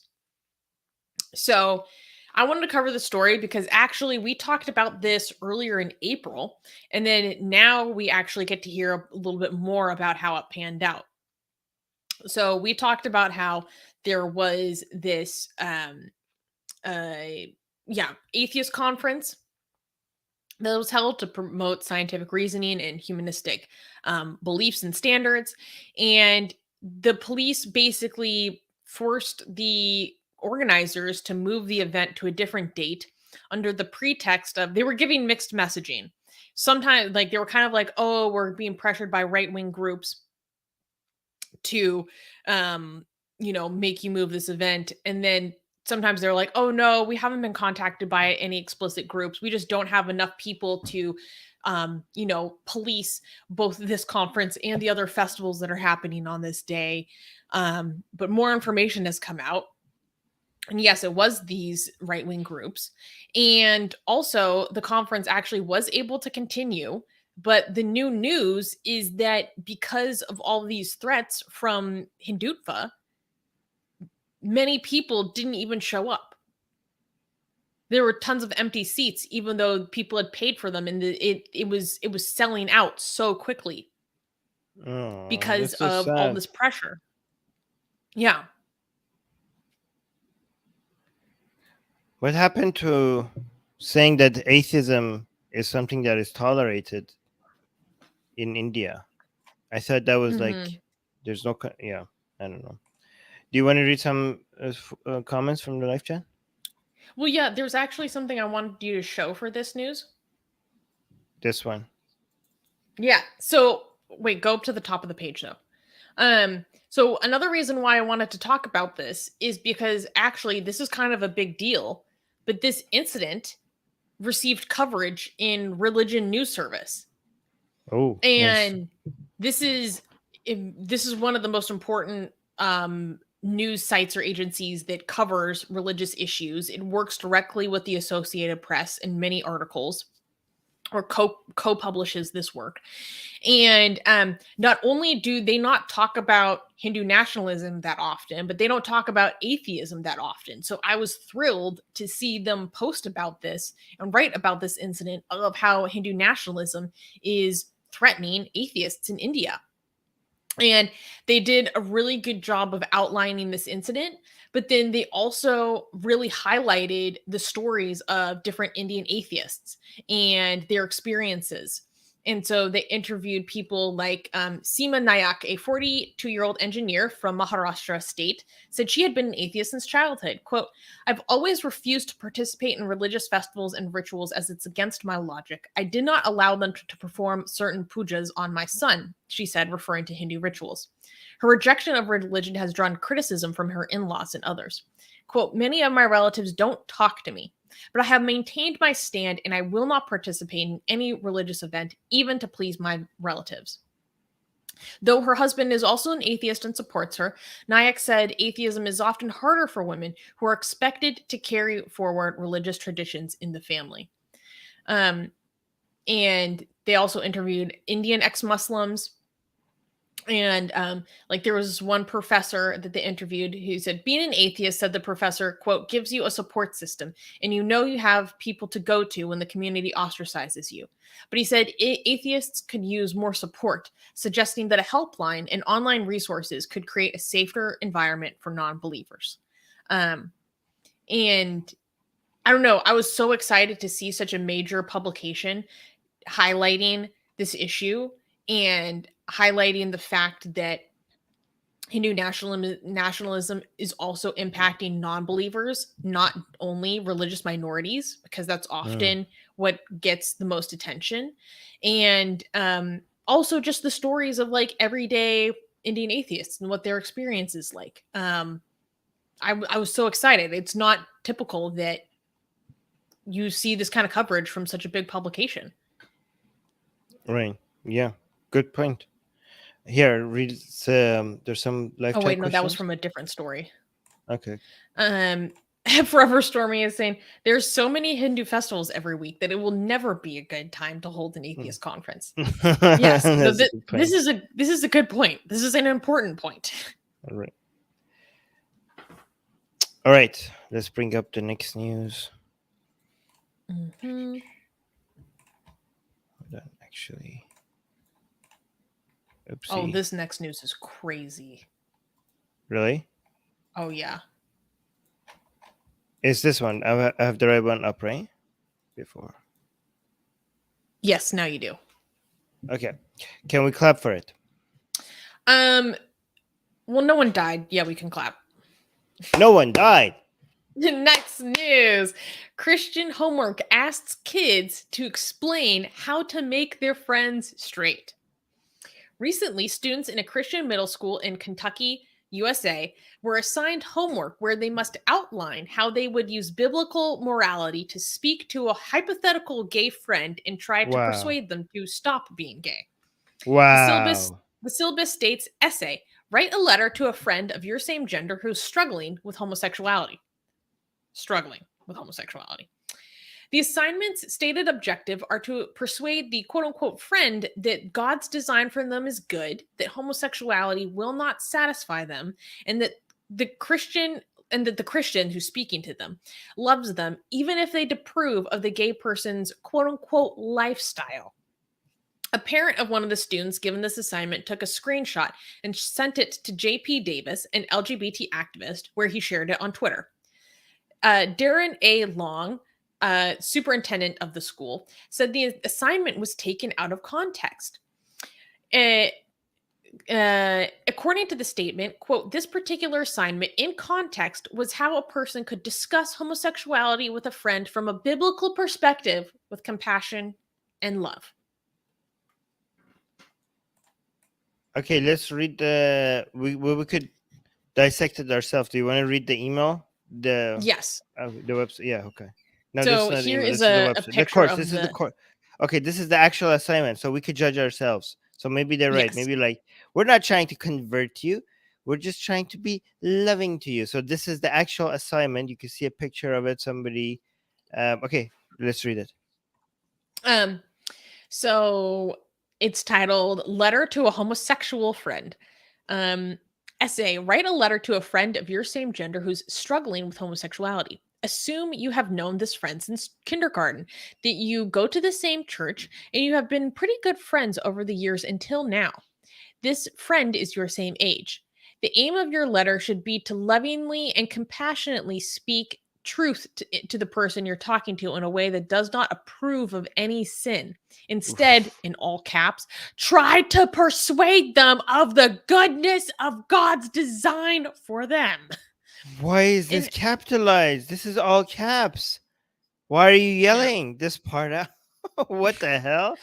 Okay. and then it continues in at least 8 sentences. Try to show the friend from the Bible, reason, and your personal friendship that God's design for them is good, that homosexuality will not bring them satisfaction, What? that you love them even though you don't approve of their lifestyle. Wait, they lied. Wait, They said they're not trying to. Wait, they just said they're not trying to. Assignment is not going to try to make them straight. The assignment was just to show them love. The assignment literally tries to make them straight. Like, what are you talking about? It's right there. Why are they lying? We have access to the assignment. Do you not? Do you think we can't read? Like, it literally does what you said it doesn't do. Like, why are you lying about something that we could all go check? I don't yeah. understand. Wait, and so then there was another page of this that was really bad. Can you click on the little arrow on the left? I think that'll take us there. Okay, there we Okay, go. so then here's the grading rubric. So you get 15 points Oh if wait, the no, no, letter no. Before you read that, this whole assignment has 20 possible points. Okay, so you could get up to 20 points if you do everything correctly in this assignment. So let's see how the points work. Okay, let's do that. Okay. Actually, let's start from the bottom. So you get 6 points if the letter communicates at least one truth with little love or clarity without reference to scripture or the use of logic and persuasion. You get 9 points if the letter communicates some truth mixed with some error, with little love or clarity, without reference to the scripture, underlined, utilizing some logic with no persuasion. You get 12 points if the letter communicates truth in a way that lacks love or clarity, loosely based on scripture and logic to persuade. And you get 15 points and above if the letter communicates truth lovingly and clearly from scripture with obvious logical argument to persuade. So scripture is a bonus. By the way, it kind of shows that scripture has higher points than love. Look at this. So the one that has love and no scripture has lower points than the one that has scripture and no love. You see that? The this 9.1 has love but no scripture. The 12.1 has scripture but no love. But the 15.1 has both. But scripture comes above love. Wait. And this is so clearly like about biblical homophobia. Yeah, it makes it so secularity is saying, oh, so the Bible is homophobic. Exactly. But I mean, is it like, okay, am I misreading this? Does it not seem like they are saying that love is less important than you citing scripture? Is that not what it sounds like? That's what it sounds like to me. The key point, the points for scripture is huge here, basically. Unbelievable. It's so crazy. This is so disgusting. Yeah, like I'm still not over this part where everything is in not in all caps except this part where they like try to persuade them of the goodness of God's design.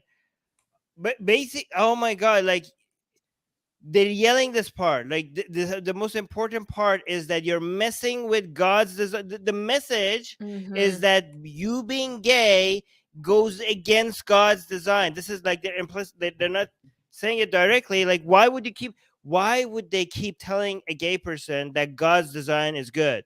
That means that your very nature is challenging God's beautiful design. That's why they keep telling gay people about God's good design. Imagine how insulting that is. Imagine how disgusting that is. Like, hey, imagine if you say like, "Hey, I'm X." Like, oh, you're X? Can I tell you about God's good design? Like, okay. And like you're challenging nature. You're challenging everything that is good, basically. That's what they're saying. You're breaking the fabric of the universe, the good, everything that is wholesome and good and beautiful. Your very existence is against that. That's the message here. This is just like chock full of such like, I don't know, the whole lifestyle thing, the whole gay lifestyle thing, it just gives me the flavor of like 1990s homophobia. Like it's not a lifestyle. Like this is just who I am and it's who I'm attracted to. Like it yeah, so many aspects of this, I don't know, especially as someone who grew up in a Christian environment as a LGBT kid, it really sucks. And there are definitely LGBT kids who are part of these classes that did have to go through this. And so they're being taught that who they happen to like, it will never satisfy them. And they are against God's design. It's so heartbreaking. Yeah. Yeah. You should like, F your God's design. By the way, why did they have to talk to their... I wish I was in that class. I could write something. I could write something that would get 0 points. You're like, I'm not trying to de-gay my friend. I'm trying to make my straight friends gay. God's design. Yeah. Anyways, can we clap for the next news? Wait. Hold on, read this one, Doorknobhead. Doorknobhead is saying, I bet after sex, homosexuals say, that was good. Therefore, it's good. Checkmate, theists. All right. No, that's for biblical reference. Yeah. Can we clap for the next news you said? Yeah. Okay. Next news. Next news. English police arrest 3 after reports of female genital mutilation emerge. The police arrested 3 individuals in West Midland region, England, over suspicion that female genital mutilation, or FGM, may be taking place at an unregistered school. A West Midlands police spokesman stated that they received a call on May 10th from an investigator looking into an unregistered school. According to the police, the Office for Standards in Education, Children's Services and Skills, or Ofsted, discovered a room with a table and medical equipment during an inspection of an unregistered school.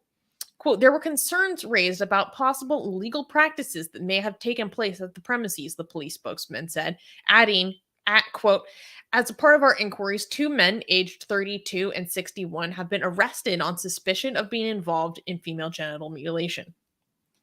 West Midlands police also acknowledged the possible social implication of this incident, stating, it's important to stress we're still working to establish whether any offenses have occurred.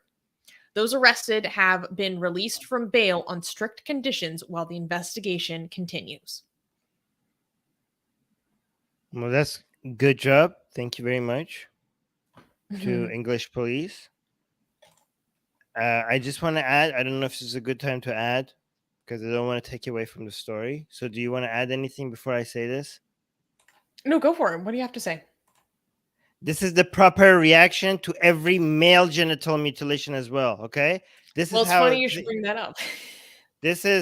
like, if the world was a just place, every single place where they were doing male circumcision or male genital mutilation, police would be rushing in and arresting everybody that was involved, including the parents and the doctor. The doctor should be losing his license, going to jail, and all of those people should be arrested. No, I And the agree. parents should be fined. Yeah. Well, so one thing that I asked my writer to integrate into the story is something new that happened recently, which is very relevant to this story. And so the International NGO Council on Genital Autonomy and the National Secular Society, which is a UK organization, released a report urging the United Nations Committee on the Rights of the Child to protect children from, quote, non-therapeutic genital cutting. The report concluded, quote, all medically unnecessary genital cutting of children is a breach of the child's right under the Convention to Protection from All Forms of Violence. And one thing, what they said about the statement was so based. Oh my gosh. The recommendations included recommending the state parties to the convention to, quote, adopt or amend legislation with a view to eliminating child genital cutting, an inquiry on all forms of medically unnecessary genital cutting of children and means to eradicate these practices, a resolution that non-therapeutic genital cutting is a breach of child's rights under the convention, and that member states which permit male genital cutting on children while taking steps to eliminate FGM and intersex genital cutting, quote, breach the male child's right to freedom from discrimination. Are you serious? They're actually moving in that direction as well? Yes. Wait, who said that exactly? The International NGO Council on Genital Autonomy. Oh. It's not a governmental body that is saying that? No, but they were directing this to the United Nations. It would be nice if you could hear this from, yeah.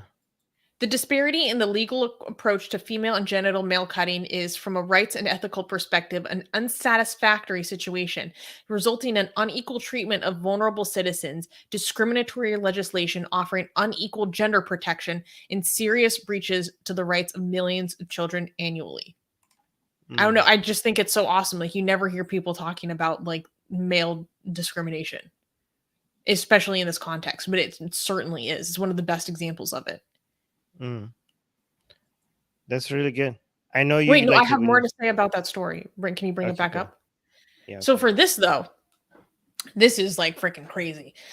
So we don't know for a fact that there have been anyone that has actually become a victim of FGM at this school. There was like an unregistered religious school, which itself is like really sketchy and a problem that England is facing right now, where children can be taught content that is much more ideological and much more indoctrinating than they can in a normal school setting. And the descriptions of this really freaked me out. So there was someone going to inspect this area, and they were like, they just found like a medical table and medical equipment in the school, in an unregistered school. Wow. Like, that's terrifying to me. Totally, yeah. That's that could lead into so many things. Like, this is like, is this properly sanitized? Like, do these people know what they're doing? I have a lot of questions. Mm-hmm. This is Yeah. like potentially lifelong damages to the body. It certainly is. Yeah. Yeah. It's really tough because, you know, it's really difficult to try to prevent this kind of things from happening. It just goes to show that it's really complex. It's a really complex issue to try to work to prevent from a governmental perspective. It can happen under the table in so many different ways. Because most of the women who are survivors of female genital mutilation in the UK are people who came from other places and then moved to the UK. But there are women in the UK who are actively being forced to undergo this. Okay. And of course, millions of boys where it's way more normal to be forced to undergo this. Unfortunately. AGA is saying in Australia, it's still legal to force through court order for doctors to coerce parents and patients who are intersex to be surgically sterilized. Oh yeah, the whole intersex thing it's like very complicated and on a different level. The user, something I don't remember, is saying these things just freeze my brain. I can't imagine even imagining about them. Yeah. Okay, so let's move on to the next news. Mm-hmm. Oh, we can't clap for this one, no. Yes, we can. Oh, wait, we can? Okay. Because we're trying to help them, right? That's what it is. Yes. Okay. Next news. Call to action. Help Nigerian imprisoned atheist Mubarak Bala. Many members of the Atheist Republic community have asked about what they can do to support Mubarak Bala, the Nigerian atheist activist recently sentenced to 24 years in prison for blasphemy against the Prophet Muhammad. Humanist International has written an open letter to Kano State Governor Abdullahi Umar Ganduje regarding the unjust conviction and sentencing of Bala, and they are welcoming everyone to add their signature to show support and garner more attention. Bala was initially arrested in April of 2020 over Facebook posts deemed blasphemous. James Ibor, Bala's lawyer, confirmed that Bala has been denied access to medical care, kept in solitary confinement, and, quote, forced to worship the Islamic way since he's been imprisoned. The open letter urges the Nigerian government to quash his conviction and immediately and unconditionally release Bala. You can add your signature to the open letter, and I'll put that in the live chat in a second. Humanist International is also encouraging supporters of Bala to send virtual or physical letters to Bala's family to lend international moral support to them during this difficult time. If you would like to share your support directly with Mubarak and his family, you can find all the information in the link that I am about to post. So let me get this ready. AGA is saying done. Nailed it. Okay. All right, so can I, when I was reading this, when I was originally, when I read the sentencing, I thought like, oh my God, they're sending him to prison over this for 24 months. I was like, 2 years of his life gone. And then I looked at it, I was like, wait, it doesn't say 24 months. It says 24 years. 24 years. 24 years. Over what? Over posting his opinions about something online? It wasn't even that harsh. It wasn't even that aggressive. 24 years. These people have lost their mind. If you, in the show notes, I posted where you can show where it is on the Humanist International website, which would be a huge help. Thank you. This one? Okay, now the link is working on the live chat. So yes, here on Humanist International, if you go to humanist.international/2022/04/free-mubarak/Bala. I'm not going to read the whole URL. I posted the link below and it'll be in the show notes when we cut the clip. And you can also just find this on their website. But you can find and read for yourself this open letter that they have addressed to the governor of Kano State, which is the state where Bala is currently imprisoned. And you can read through their explanation of why this is unjust, and their explicit demands from the government and what they're looking for. So I wanted to highlight this because, like I said, a lot of people in the Atheist Republic community, when we talk about Mubarak Bala, we know they feel very impassioned and they want to help and they want to get involved. But when you deal with imprisoned atheist activists, you have to be very sensitive about the nature of their case and maybe how us on the outside in the international community, if we're not careful, we can cause more harm than good. Maybe because of the sensitivities or threats to that person's life or their family's life. And so it's important to wait for organizations who are working the most closely with these activists to give the lead, right? And that's what I said. I said at the time, I'm going to wait for Humanist International because they're the most closely associated with his case to really take the charge and take the lead on how they would like people to get involved. And I'm following up on that and showing you guys how that we can get involved and how you can support Mubarak and his family in a way that the people most closely involved have deemed as safe and ready for the public to get involved in. And so I would encourage you guys to sign this open letter. It takes 30 seconds. You just put your name and your email. Or if you would like, wait, is this the right link?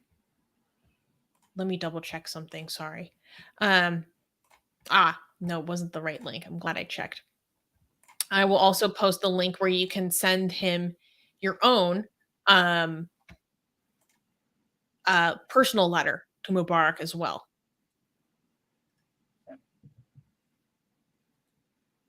Wait, shoot, where did it go? This is so weird. Okay, I'm going to read AJ's comment. AJ saying he pleaded guilty to protect his family. Yeah, because I think he was getting threats to his family. He was like his lawyers would have defended him, but I think he just like screw it, and he just pleaded guilty. So he's going to jail. He didn't even fight this, just so that he could stop the abuse. Mm-hmm. I mean, that's what it seems like. We don't know for sure. There have been reports from activists who are very close to him and familiar with his case that say that the pressure from all the threats that he was facing and the threats against his family was too much for him. And then just against the advice of his lawyers, he just stood up and was like, I plead guilty, possibly expecting lighter sentencing. Because oftentimes when you do plead guilty, they cut you a break.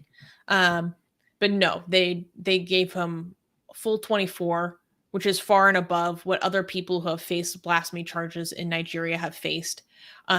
Partially also, kind of punishing him for his atheism.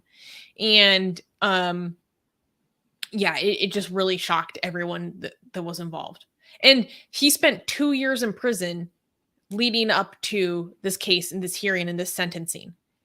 Those 2 years that he was illegally detained in prison do not count towards the 24 years that he was sentenced to. Wow. Why? Usually they do count. These people, oh my God. Yeah. So he's going to jail for 26 years, not 24 years. Yeah. Unbelievable. Um. D. Oh, that's so amazing. D is saying, I donated $500 to his lawyer fund.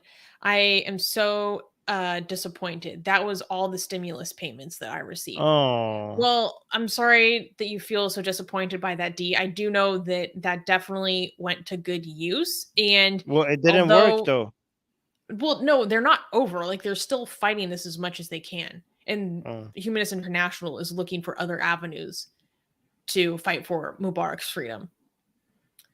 So I also posted the link if you want to write a letter directly to Mubarak. They give you the email so you can write an email to them if you want, or they also give you information where you can write your own physical handwritten letter that will be delivered to him and his family, which I think would be an amazing way to show support to them. And it's really important that the international atheist community, that we stand up for each other and that we rally behind each other, because we're small and other people are not going to do it for us. So we have to be there for each other. Right. Thank you for keeping at this story, Sus. I'm bringing up Of this course. to our attention. Yeah. Thank you. Yeah. Thank you. All right. Let's go to the last news, I think, right? Yes. Yeah. Okay. Cool. All right. So can we clap for this? Yes, of course. Yes, we can. Okay. Next news. Next news. Atheist Republic Persian YouTube channel hits 15,000 subscribers. Woo. Okay, guys, this is a huge deal. Like, maybe to some people, 15,000 doesn't sound like a lot, but in like the Persian online community, like, this is actually, we're really starting to grow and we're really starting to get substantial. And I wanted to talk about how proud I am of Atheist Republic for the programming that we do in Farsi. Gossam is saying woohoo. um I was thinking about this. I think, honestly, I think what we do for the Farsi speaking community of Atheist Republic is one of the things I'm most proud of Atheist Republic for. Oh. I think it is such a valuable service that we are providing to people to bring these ideas that we value to people in a language that they understand best and in a community that is very open and very curious and welcoming. And I have so much affection and deep appreciation for so many people who are involved in making our Farsi speaking community what it is, um, simply because they care and they believe in it so much. Like, we have so many people that commit so much time to providing so many different aspects of the team and the services that go into making it what it is. And um like, just all the little pieces, that add up to the big thing, the gestalt of it.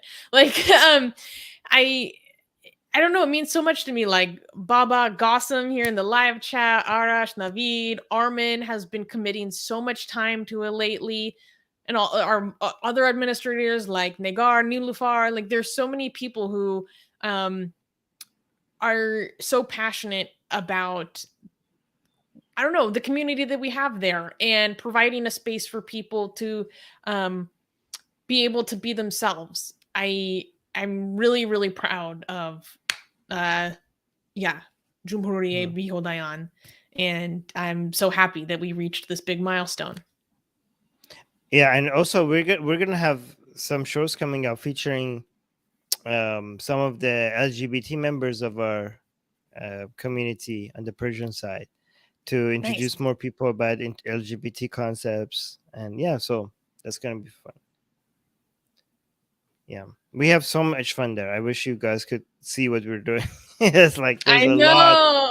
there's a lot that is happening there. There's a lot of drama, there's a lot of, I don't know, fun stuff. We have big shows, and we bring experts, and then we have after parties. It's pretty insane. Yeah. Yeah, like I sometimes think on the English channel we should have a segment where we talk about the drama on the Persian channel. I don't know if it would be interesting to anyone except me, but I love it. Every day I'm like, Armin, what's the latest? What's going on? um, yeah, I don't know. It just really touches my heart. Like I love. I was speaking to Babak recently, and he was talking about how, especially in like the community, he thinks it's so important to provide a space for people where there aren't red lines, where they can question things openly, where they can talk about taboos and people are not going to demonize them. And yeah, I'm really happy about what we have going on over there, and I'm glad we got this Oh, opportunity to highlight oh, well, thank you. That's very sweet. Oh, it. but guys, sometimes when we have on secular jihadists, we have news about things that are happening in Iran. On the Persian side, we literally go and invite the people. Like, I don't know if you guys know, like, oh yeah, it's not loading. It's fine. Anyways, we basically go and invite the people who actually made the news happen on the show. Yeah. Exactly. Anyways, oh, there we go. What do you like the most about the Farsi community, Armin? The Um, Farsi speaking community. I am. Oh, I like, what I like is the level of influence that we're having. You know what I mean? Like, it seems it's we're, as percentage wise over there, like 15K is a bigger deal than 15K on the Mhm. English side. You know what I mean? And It's I huge. think like, yeah, and I also think like over there we're now being recognized as difference makers. Like, people know us, people know that we're making a difference, people are encouraging us, people are supporting us. So relatively, I think, like, I don't know if people understand that the impact that we're having is being, it's being noticed, which is good. Yeah. But yeah, so yeah, this is the two, this is one of the shows that we have had. We had invited two guests. These are this is like, so Babak is kind of like what Susanna does here. Babak does that on the Persian side, so that's Babak. And these are our two guests, for example. This was Mhm. this was such a fun episode, by the way. I don't know if we could explain that, but yeah. So yeah, that's fun. We enjoyed that. Gossip is saying we are pissing on red lines. Yes, we are. Yeah. Yeah. Cool. Anyways, thank you, Susanna, for highlighting that. That's very nice. Well, thank you for all the work that you do and everyone else on the Persian speaking side. You guys work hard and you've been like committing so much energy towards that over the past few months. It's really making a difference. Yeah. Dornab is saying, nice, good news. Good news is nice. Hashtag team Farsi. Well, yeah. Okay. All right. Okay, so that's about it, guys. Make sure, like, you like the video, you share the video. If you want to support us, leave a comment after the stream is over. And if you would like to support us on Patreon, link to our Patreon is in the description. If you want to become a YouTube member, you get access to emojis of me and Susanna. Oh, by the way, members on the YouTube channel have been asking for Susanna emojis, and Babak has been telling them no. Babak is like, that's for the English side. The side on this side, you get only Babak. What? Yeah, yeah. So, What? so on the English side, YouTube members get access to emojis of me and Susanna. On the Persian side, people get access to emojis me and Babak, and people who know Susie were been demanding, especially women, because they're like, why don't we have any female emojis on the Persian side? So let's have some Susanna emojis, and Babak was like, nope. Where that's the English side, this is the Persian side, so they're separating it. So I came up with the solution, given that we have Callie here, because some women were like, we want female emojis, okay, on the Persian side. I was thinking of maybe one day making Fatima emojis. Muhammad's daughter. Emojis of Muhammad's daughter. Just like we have Callie here. Maybe we could have Fatima over there. Maybe we'll see. What about Babak won't even let the little emoji of me licking the Quran. That's such a good one. Ooh, you could talk to him about that. He said no. He was like a hard no. All right. I just have to pull rank. I have to pull rank as his boss. All right, all right. Okay, well, you talk to him about that.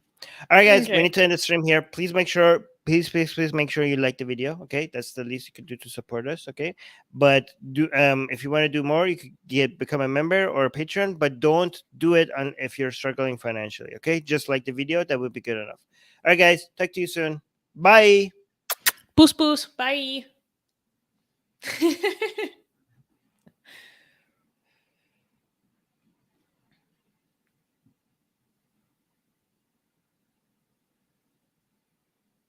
Are we still live? Well, I don't know. It's trying to end the broadcast. It's not working. Is it working? Bye.